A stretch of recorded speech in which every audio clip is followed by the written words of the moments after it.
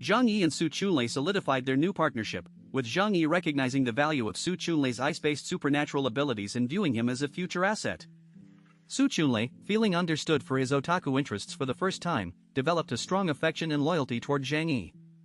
Their conversation revealed Su Chunlei's social isolation and his mother's role in his limited outdoor activity, while Zhang Yi maintained a cautious but strategic approach to their relationship.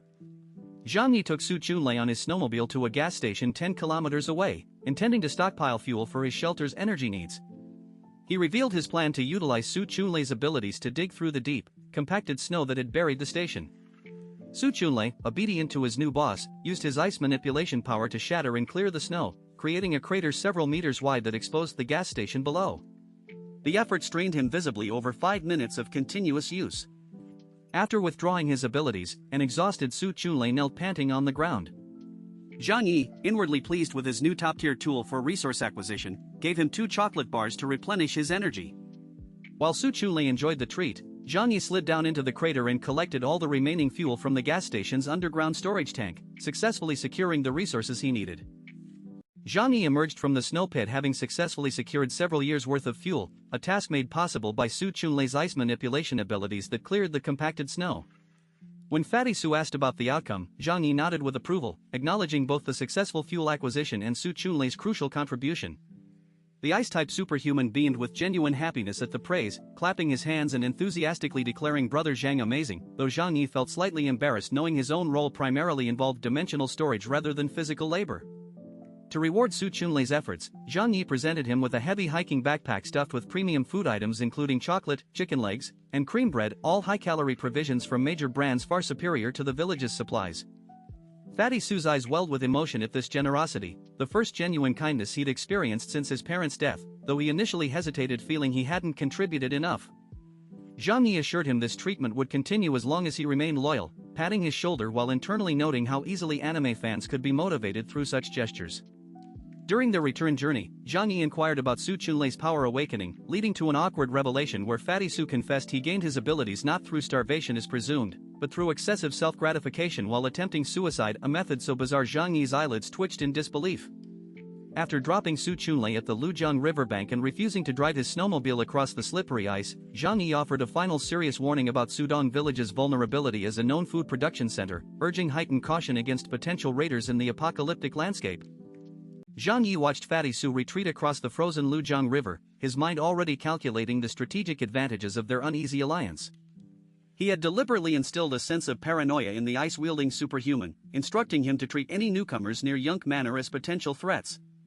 This was not an act of neighborly concern but a cold tactical move. Shujia Town would serve as a buffer, absorbing any aggression that might otherwise be directed at Zhang Yi's fortress. He muttered to himself, appreciating the utility of such a tool while acknowledging the need for constant vigilance. Strength was the only currency that mattered in this frozen world, and Zhang Yi resolved to relentlessly hone his own power to maintain dominance. Meanwhile, Fatty Su returned to Sudong village buoyed by what he believed was a diplomatic triumph. He hurried to report to the current clan leader, Su Dongtang, expecting accolades for securing peace with the formidable Zhang Yi. Instead, he was met with cold disapproval. Su Dongtang chastised him for acting unilaterally, blaming him for the village's previous losses and the death of third grandfather. He demanded absolute obedience, forcing a dejected Fatty Su to submit to his authority.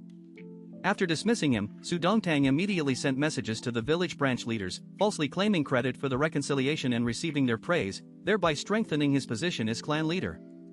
Back at Yunk Manor, Zhang Yi shared the news with Zhou Kor and Yang Xia to ease their concerns. Both women expressed relief, with Yang Xia particularly grateful to avoid further bloodshed.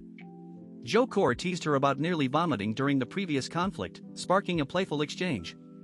They decided to celebrate, with Zhou Kor selecting fine red wine and Yang Xia preparing her signature dishes. The evening descended into a drinking session where Zhou Kor and Yang Xia, attempting to outdrink Zhang Yi, ended up passed out on the sofa in disheveled states, while Zhang Yi remained sober, amused by their failed efforts and privately reflecting on his sales background with alcohol. In the following days, Zhang Yi enjoyed a period of tranquility, spending peaceful moments with Zhou Kor and Yang Xia. However, his phone buzzed incessantly with messages from Fatty Su, who, feeling isolated and ostracized in the village, sought constant engagement. He proposed elaborate team concepts like the Flame Dragon Knight and Snow Wolf Knight, or a rainbow team, and eagerly shared details about his ice manipulation abilities. Zhang Yi initially humored him to gather information and maintain loyalty, but soon grew overwhelmed by the barrage of messages. He resorted to using an AI to generate replies, feeling a twinge of guilt but rationalizing it as necessary management. Amid this relative calm, Zhang Yi turned his attention to the shelter's infrastructure. Yang Xia had successfully revitalized the botanical garden, cultivating various plants and vegetables, adding a touch of normalcy to their underground life. Zhang Yi conducted thorough inspections, addressing minor safety issues, but one concern loomed larger than others: network security. He stood before the massive supercomputer in the control room, its screens glowing with data that governed the entire shelter. The realization struck him that this system was both a lifeline and a vulnerability. If compromised, it could lead to catastrophic failure. Recalling how easily Lu Fengda had accessed his personal information online and how even Fatty Su found his contact details, Zhang Yi understood the gravity of the threat. The shelter's reliance on network systems made it susceptible to hacking, a risk he could not ignore. He pondered solutions, knowing that encountering a skilled computer expert could unravel everything he had built. The peaceful times were a respite, but in the back of his mind, the need to fortify digital defenses became an urgent priority, reminding him that complacency was the deadliest enemy in this new world.